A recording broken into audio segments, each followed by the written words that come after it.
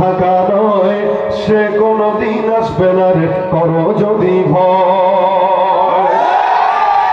বিজয় রক্ত আর জীবনের বিনিময়, আসবে বিজয় রক্ত আর জীবনের বিনিময়। বিপ্লব মানে জীবন দেয়া, বসে থাকা নয়, সে কোনদিন আসবে না রে, করো যদি ভয়। বিপ্লব মানে জীবন দেয়া, বসে থাকা নয়, সে কোনদিন আসবে না রে, করো যদি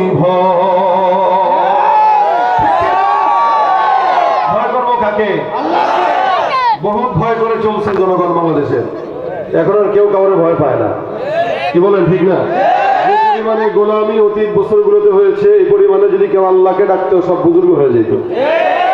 এই জন্য ভাইরা আমার, আমি আপনাদের সামনে আল্লাহ পাকের কোরআন থেকে একটি আয়াতে কারিমা তেলাওয়াত করেছি।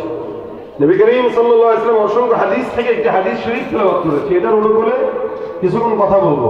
এই কথায় আল্লাহ পাক মুখতাসার কথায় যেন বরকত দান করে, আমলের নিয়তে শোনার তৌফিক দান করে, বলেন আমিন। আমরা সবাই নবীর উম্মত, কি ঠিক তো? আমাদের নেতা মুহাম্মদুর রাসূলুল্লাহ সাল্লাল্লাহু আলাইহি ওয়াসাল্লাম, আমরা নেতা রাসূলকেই মানি, অন্য কাউকে মানি। যদিও আমাদের দেশে বারবার স্লোগান হয় অমুক নেতার চরিত্র, এছাড়া কারো চরিত্রেই ঝামেলা, সবার চরিত্র উল্টে পাল্টে আছে। কারো চরিত্র মুহাম্মদুর রাসূলুল্লাহর মতো হবে সম্ভব?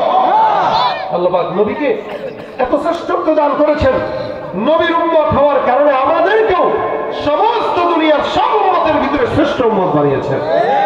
বলেন, এই আমার উম্মতেরা সব নবীর উম্মতের আগে তোমরা আল্লাহ পাক তোমাদেরকে জান্নাত দান করবেন। সবাই থাকবে পিছনে, তোমরা থাকবা আগে আগে, তোমরা ঢুকবা আগে, এরপরে ঢুকবে অন্য উম্মতেরা। তার মানে জান্নাতে আমরা আগে যাব, আমরা আগে যাব, এটা আমাদের সম্মান। কোন নবীর উম্মতরা আমাদের আগে জান্নাতে যাবে না, যদিও গুনাহ আমাদের বেশি।